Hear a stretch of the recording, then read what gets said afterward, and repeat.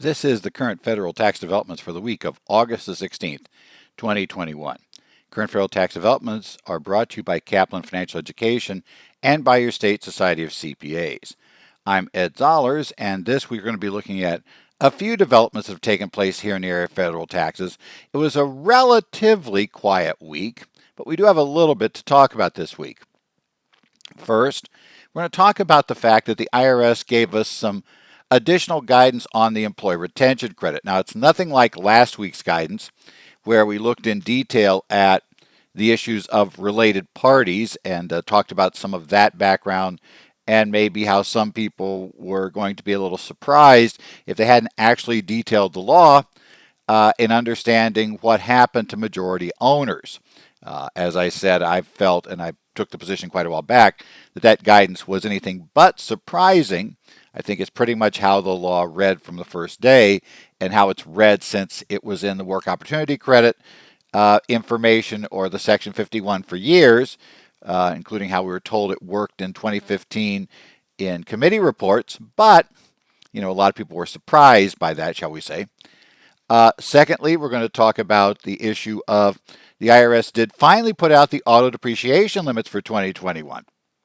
Relatively late in the year for this to be coming out, but it came out this year. It was much earlier last year that we got this information. This year got delayed quite a bit. Not sure what made it so difficult. And finally, we're going to talk about an issue that comes up all the time, which is proving timely filing of a document. In this particular case, the taxpayer was looking at proving timely filing of an amended income tax return. Now, the problem that we run into in that regard with the amended return is that you have to take if the IRS denies your petition, denies basically your claim for refund, you have to take that to the U.S. Court of Claims or to the U.S. District Court. Taxpayer took it to Court of Claims. And as we'll discover in this fact pattern, it turned out that the Court of Claims was not going to view this in the same way the tax court did, and that ended up working against the taxpayer. We'll still get to the bottom line that, to be totally honest, the way to avoid all of those issues is to use something like certified or registered mail. That will serve to take the issue off the table. But that's not what the taxpayers did. In these cases, that's never what the taxpayers did, because if they did that, we wouldn't have had the case. So, bottom line, it's one of those odd things. So let's go ahead and move on to our first topic today. We're going to take a look at Revenue Procedure 2021-33. And this was issued on the 10th of August. And it really deals with an issue that I've been asked about quite a few times. Now, some people react to this like, well, it's not really going to make a difference.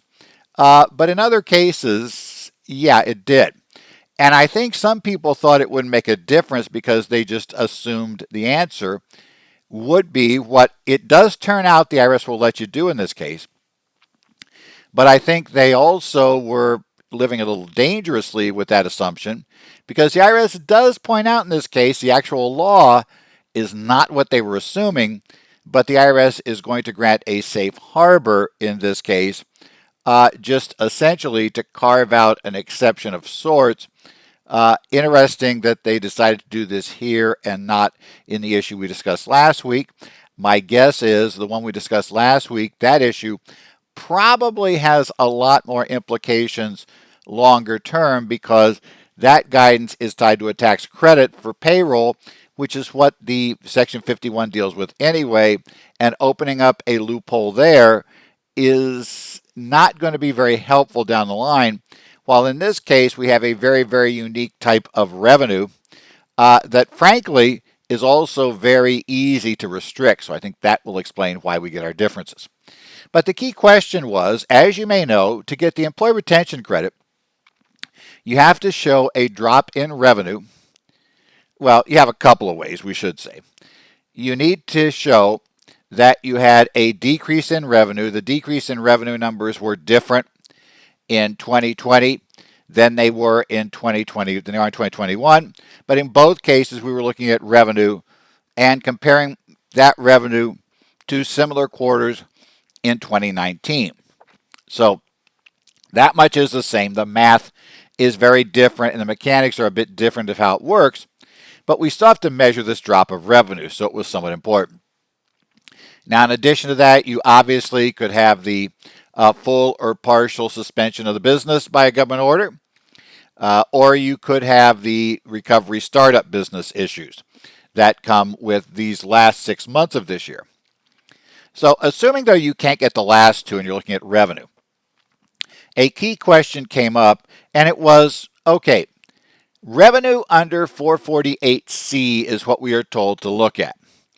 And that looks at the issue of, how much revenue did you have in the quarter you're measuring versus a quarter in 2019, looking at this issue under the rules of 448C. Now, 448C, for those who don't memorize the code, are the rules that deal with your revenue test when we're looking at whether you can go on the cash basis of accounting automatically, whether you can, use the 471C inventory method, that weird method, the TCJA thing, also used to determine if you're a small contractor and can get out of having to use the percentage of completion method for tax purposes, also get out of 263 Cap A inventory issues.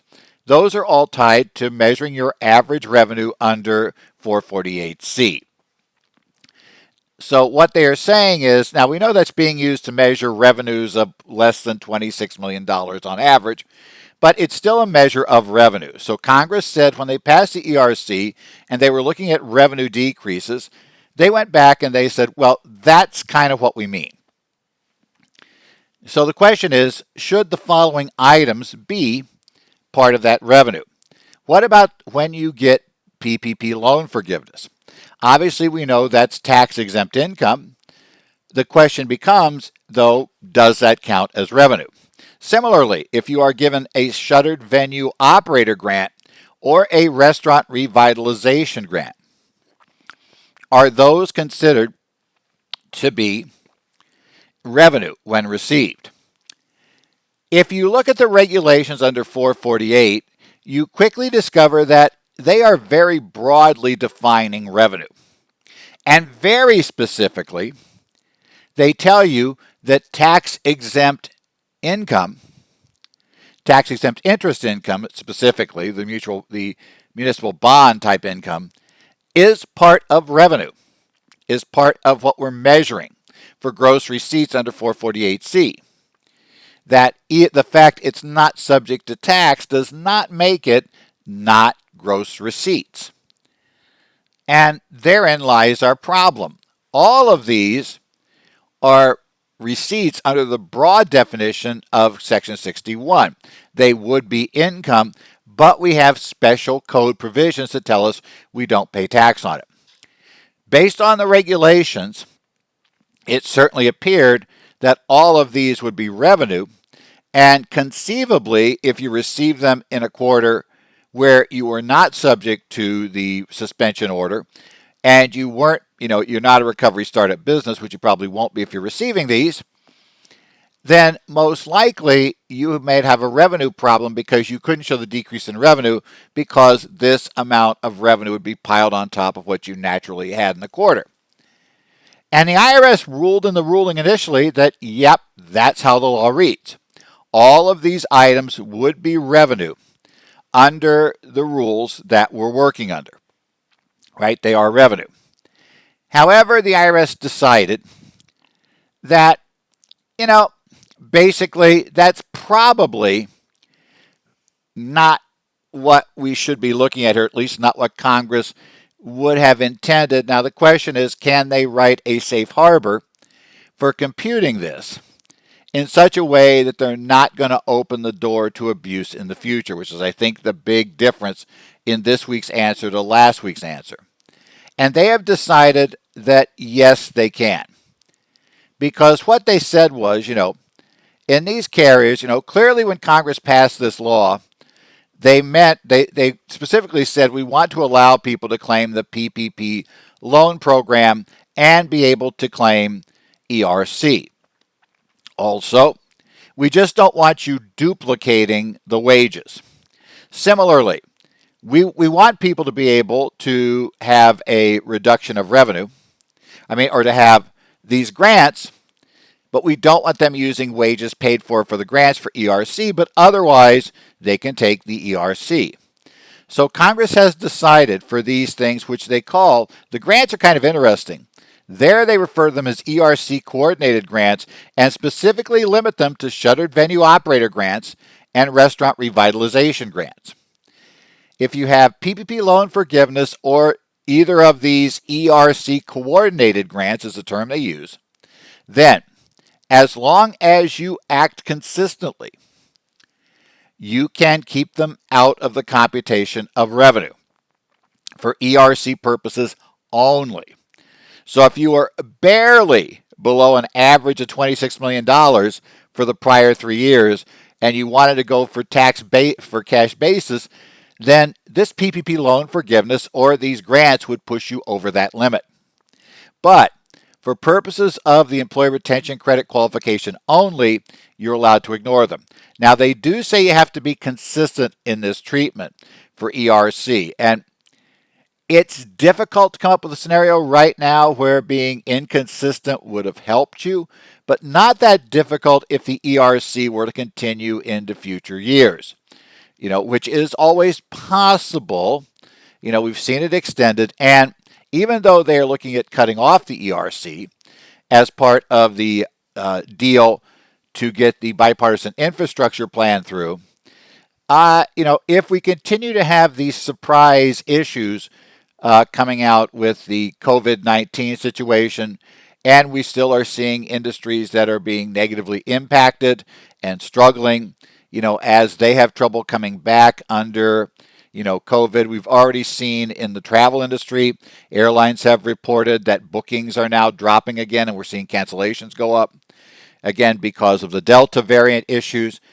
If those things continue, or they feel like they're continuing, and we see it pushed into the next year, what the IRS doesn't want somebody doing is getting the ERC in 2021 by saying that, the PPP income wasn't revenue.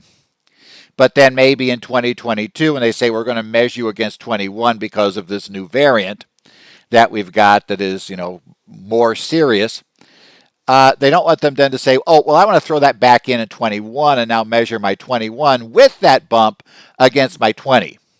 Against my 22. So that's probably what the thought is on consistency. They don't want any scenario when you can push it into a quarter to bump up revenue, right? Have it come down, then use another one of these later and swap it to allow revenue to be decreased by excluding it. So it does have to be consistent. That is a requirement for doing it. And it is kind of what I call a Nike election, which is a just do it. You just apply for your loan, and this is how you compute revenue. And if the IRS comes back, you will show them your computation, and you will show them the exclusion of the PPP loan forgiveness or the one of the two grants, and that's how you'll justify it. Now, the other takeaway from this, though, is only those two grant programs count as being excluded. So I know somebody's going to ask me, well, what if we got a grant from the state of whatever, the city of whatever, the county of whatever, because these were going on and continue to go on all over the place. Those are not excluded, right? It doesn't matter. Similarly, if you had another program and Congress did exclude that from income, but it's not ERC coordinated, so there's another grant, that's also going to be income. So anything tax exempt will be, I should say revenue, not income. It will be considered gross receipts for this testing purpose, and you'll have to factor that in qualifying for the ERC, right? So the IRS made it very clear. The general rule is you get a grant excluded from income, it's going to be considered part of your gross receipts for the purposes of the employee retention credit. The only exception are these two specialized grants and the PPP loan forgiveness program in general. Specifically, one thing that will be considered revenue is any EIDL grant. The EIDL grant is not listed in this notice and therefore would be part of revenue. So you want to kind of be aware of that. Next up, well, it's late. I guess better late than never. we've actually gotten the vehicle lease depreciation, or the depreciation numbers for 2021 for vehicles. And what we have here is there's been some upward adjustment, right? So the first category is for the cap on depreciation of basically automobiles under 280 cap F, right? These limits on this. If you have a taxpayer for vehicles acquired after September 27th, 2017, placed in service in 2021, it is possible you might have acquired a vehicle personally before September 27th of 17, and you may just be placing it in service this year. It wouldn't qualify for this. Okay, whatever. But in that case, if you have one, and so this will cover most of them, and you don't opt out of bonus depreciation, then for the first year, the maximum will be $18,200. For the second year, the maximum allowed will be $16,400. Third year is $9,800, and each succeeding year is $5,860. If you have an automobile, right, for which bonus depreciation does not apply, the taxpayers opted out, or it's pre-September 27, 2017, then the maximum will be $10,200, right? The second year, your maximum will be $16,400. The third year, $9,800, and each succeeding year, $5,860. So those are your new numbers. Again, a couple of $100 difference in most cases from the prior year. Nothing huge, but it will come up slightly. So that may or may not be useful to you. Horribly, at least they'll have to get your start depreciation going. They also have the new lease inclusion amount tables for 2021 are in this revenue procedure. Again, that's procedure 2021-31 issued on August the 6th. So you want to go out and take a look and pick that one up as we go through it. Finally, let's talk about a court case this week. And this is going to be the case of McCaffrey versus the United States. Case number 1:19-CV-011112. This is the U.S. Court of Federal Claims. The decision was issued on the 9th of August. So the basic issue here with this case that we have in the McCaffrey case is that the taxpayer was trying to file a claim for refund. Okay. They had filed a return. They were looking at filing a claim for refund. They sent the claim for refund in on the very last day for which a claim for refund can be filed with the IRS. So they took the letter down. They had it mailed at the post office. Okay. Now, what happened in this case is that we actually ended up with the letter got to the IRS, but there was no postmark applied to the letter. So the letter hits the IRS, no postmark applied. It obviously arrives at the IRS after the last day for filing the claim for refund. Now the question becomes, is that return timely filed? Well, the taxpayer produced evidence, right, that, and let's just assume, for practical purposes, that's what the court assumed, that this evidence clearly showed that they deposited the letter in the mails at the post office on the last day for filing the claim for refund. Now the issue becomes, the IRS says this doesn't matter. IRS says, bottom line, we got the return a week after the due date, and because of that, we're basically saying your claim is disallowed. It was not filed in time. Now, there's no question. I mean, it's kind of obvious, right? If I take a letter to a post office here in Phoenix, and I'm sending it to the IRS offices wherever, it's not going to be delivered until at least the following day. And that's hoping for some really fast movement that's unlikely to happen. So we know it's not physically getting there because that's what the law first looks at. if in fact a document is provided to the service before the last day for filing it, that document's timely. So we're not going to qualify for that. Rather, we're looking at the special rules under Section 7502 of the Internal Revenue Code. Now, 7502 of the code provides that so long as the letter is postmarked by the last date for filing, then it is considered timely filed.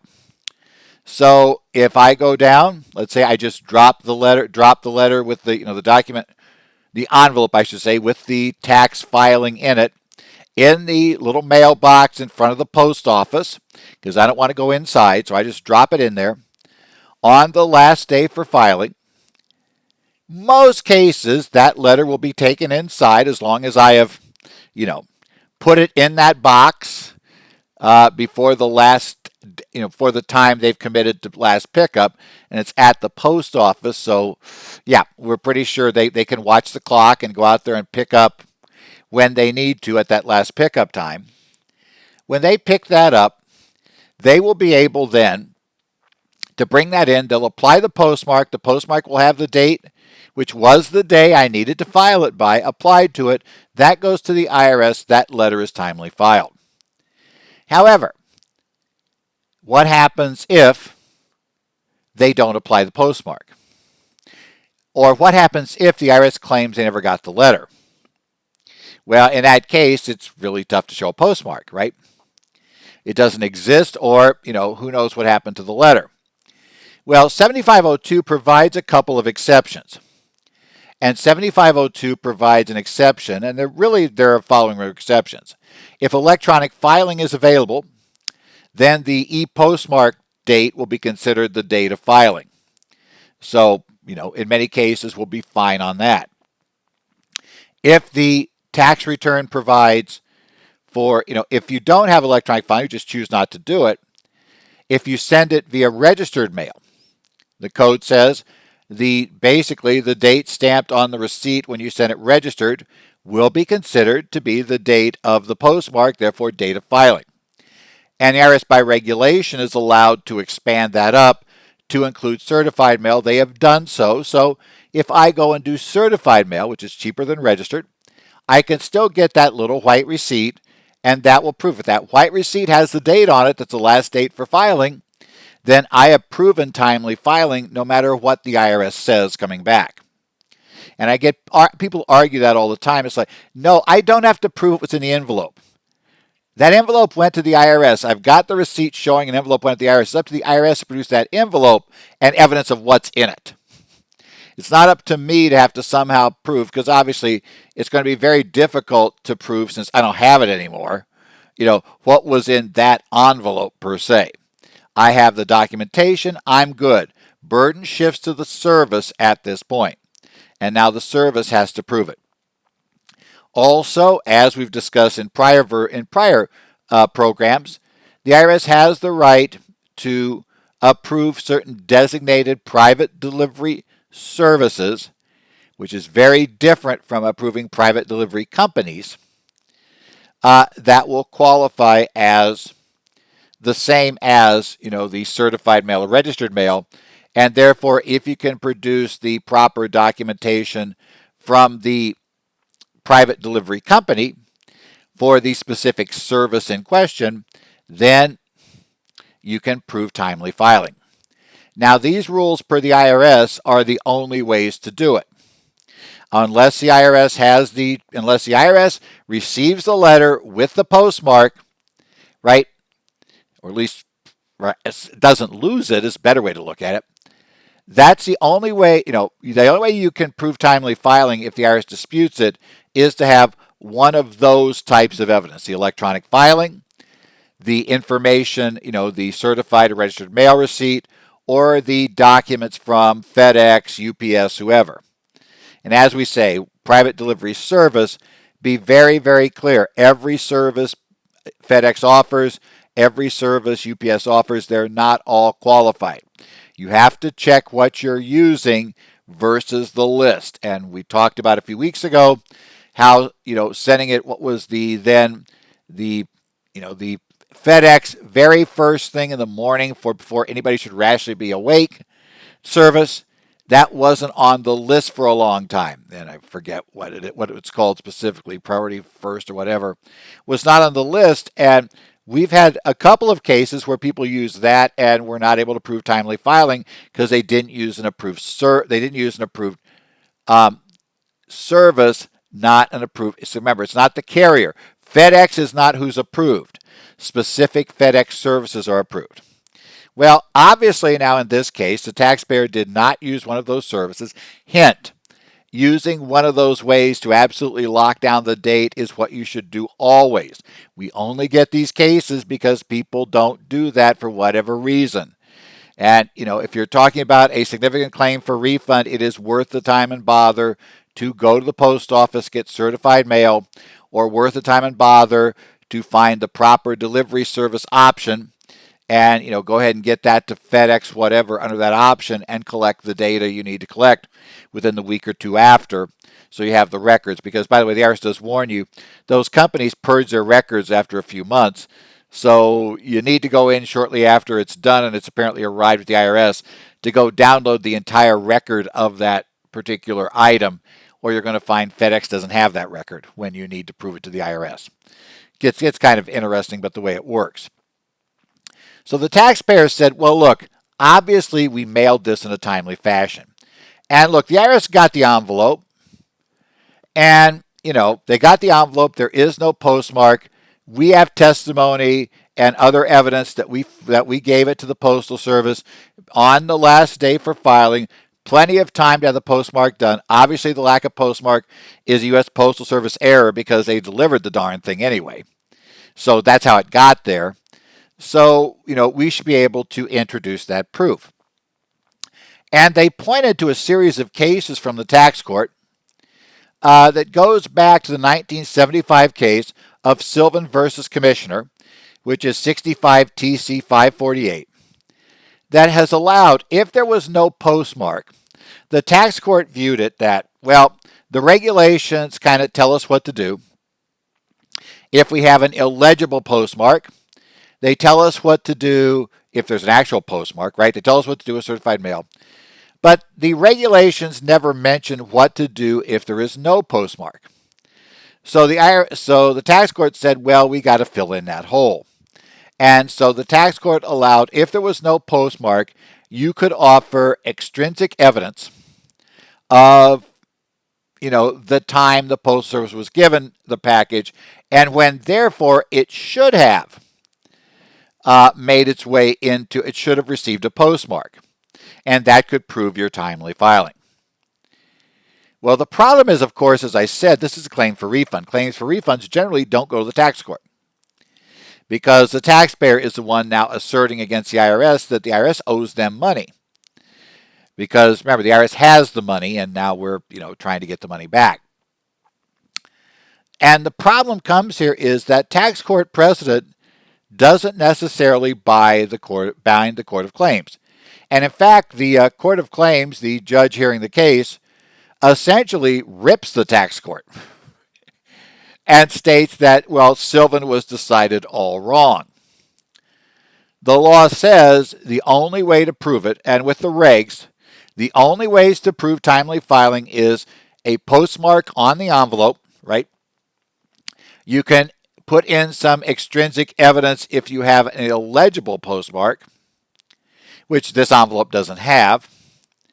You could introduce, you basically can put in the certified mail receipt, right? The registered mail receipt. You could do the electronic filing document. You could do the properly approved private delivery service documentation, saying, okay, all that'll work. They say it does tell us if there's no postmark on there, the postmark was never applied, unless it gets to the IRS by the date, final date for filing, it is untimely. And therefore, the Court of Claims ruled that, sorry guys, you don't have a timely filed claim because we think that, the courts are not allowed to write a brand new piece of law into the text just because it doesn't matter if it's unfair or whatever. Congress can write that text. If Congress chose not to write that text, and and the IRS by regulations did not provide for that issue, so there's nothing to hang your hats on. The courts cannot make this expansion. And because of that, your claim is not timely filed. The IRS is right. You're too late. You're too late filing a claim for refund. And because you did not go through an administrative process to attempt to get a refund from the government first, you also cannot file here because the law requires you to go through that process. So sorry, guys, you're out of luck. We don't really care at this point how good, bad, or indifferent your case is. You blew it because you waited too long. Now, obviously, a couple of issues here. This is interesting because it's one of the first cases. Normally these cases are in tax court and they're over-filing the petition to the court, which in most cases, as a CPA, you're not going to be involved in. Only a few CPAs are qualified to practice before the tax court. So theoretically, you shouldn't be filing petitions with the tax court. Secondly, the other catch is this actually does deal with filing a return document with the IRS, because that's what the question here is. And it does go through that whole administrative process, has to be followed routine in the rules for filing, going and suing the IRS for a refund. So that's part of the deal. But it does tell you basically what we know. And to be honest, more than we have seen more than once, the tax court, even when somebody claimed, when the issue came up about late filing penalties, it's like, well, realistically, you're told how to get rid of this problem so that it would never come up in court. Why didn't you do it? And they have, in fact, lectured CPAs and attorneys on that little issue. It's like, if you had just done it this way, we wouldn't be sitting here right now. If you'd not just tried to, take an envelope, seal it up, and dump it in in a mailbox somewhere, we wouldn't be having this conversation. So make sure major documents are filed using one of the approved methods, and make sure your clients are told for any document they are to file with the government that they want to be sure and use one of the approved methods to prove timely filing. This also tells us, be aware. In the case of an amended return, specifically, it certainly appears that you may be a little concerned about not relying on the Sylvan cases and following, because you can't get to the court where the Sylvan case would control. So, it's kind of an interesting little mess to deal with. Well, I want to remind you one more time, I do have those courses coming up, Arizona live and webcast. August 19th, Income Taxation, Trust and Estates. August 20th, it'll be Assisting the Survivors, the CPA's Role in the Decedent's Estate. By the way, those two courses do have some overlap because both are going to cover, obviously the first one's going to cover entirely income taxation issues of trusts and estates, and the second one's obviously going to be talking to, at least to some extent, about dealing with that estate income tax return. So, there's some overlap in those two. I will warn you about that in case you did sign up for both. And then the following Monday on the 23rd, I will be talking about partnership and LLC taxation advanced issues, looking at the BBA audit regime and some other things from, that are just more advanced issues you hit in partnerships and LLCs. Again, these are at the Arizona Society of CPAs, ascpa.com. You can check their courses if you want to look at that. It'll be an interesting exercise as we try to work in a Delta COVID era in a course. So this ought to get real interesting when we get there. So we'll see what goes on there. But obviously, we also have this totally remote, just as we always do. So you can sit at home and, do what you wish to do if you want for that. It's there and available. So we'll hopefully see you virtually or actually in those courses if you're available. Remember, there's a society. It's obviously cheaper. So that's how we go. So again, this has been the current federal tax developments for the week of August 16th, 2021. Again, brought to you by your state society of CPAs and by Kaplan Financial Education. I do watch for questions on certain state society listservs or connect sites, whatever you call them these days. So you will see me checking in on Arizona, New Jersey, Illinois, Minnesota, Washington.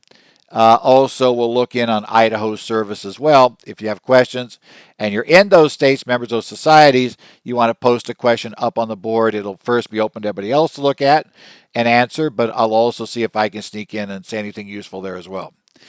Otherwise, well, we did get the infrastructure bill out of the Senate. Of course, that doesn't tell us much because we have to get it through the House, and that may be more complicated than you might think because there's an interesting negotiation issue going on over there. That's going to probably tie it or not tie it to reconciliation. And we'll see if there's any way to get it through with a majority vote. That ought to be interesting when they come back from the recess. So we'll see what's there. And if they do finally pass something and they get a conference bill and that becomes law, or we've got a commitment to be signed into law, then we'll take a look at that over here. Until now, I'm kind of ignoring that bill because, again, don't waste a lot of time on things that may never become law. So we'll see what goes on. But otherwise, take care. Have a good week. If you're at the courses or online this week, I'll see you then. Otherwise, I'll see you back here next week for current federal tax developments.